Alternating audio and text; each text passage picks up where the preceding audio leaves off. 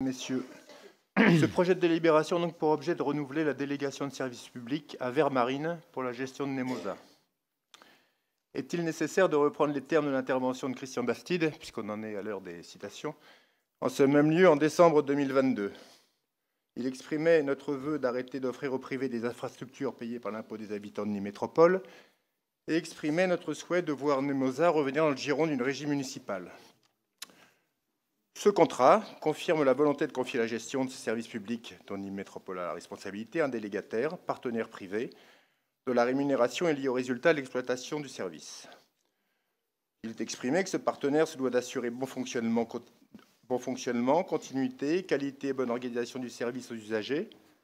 Ces obligations sont ainsi définies en 13 missions qu'il serait fastidieux d'énumérer ici. On notera cependant la mise en œuvre de démarches pour réduction des consommations d'eau fluide, d'énergie et l'utilisation de consommables éco-compatibles, ainsi que l'accueil des usagers. Cette DSP étant supérieure à 5 ans, il nous faut donc comprendre que les investissements du concessionnaire seront à la hauteur d'un amortissement dans 7 ans, durée du contrat proposé. Il nous est précisé que 2 entités se sont portées candidates, Vermarine et Recrea, et que Vermarine a été retenue.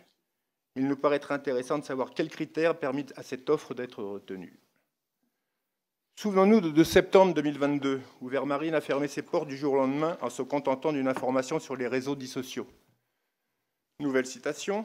« Nous regrettons cette décision prise unilatéralement et sans aucune concertation avec le délégant qu'est Nîmes Métropole. » Aviez-vous déclaré, Monsieur le Président?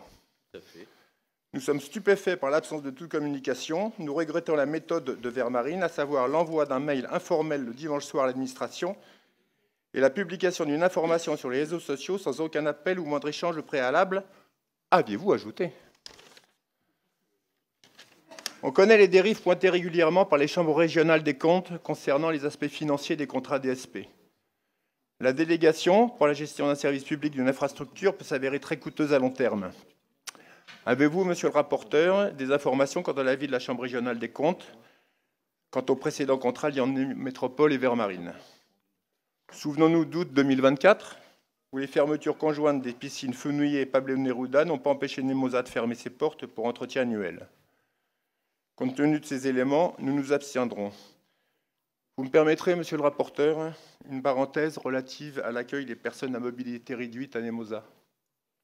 Sur le site de la ville de Nîmes, il est noté que Nemosa ne leur est pas accessible. J'ai encore vérifié ce matin en téléphonant à Nemosa. Ça a été contredit par leur accueil téléphonique. Il y a peut-être moyen de corriger, enfin de vérifier et de corriger. Je vous remercie.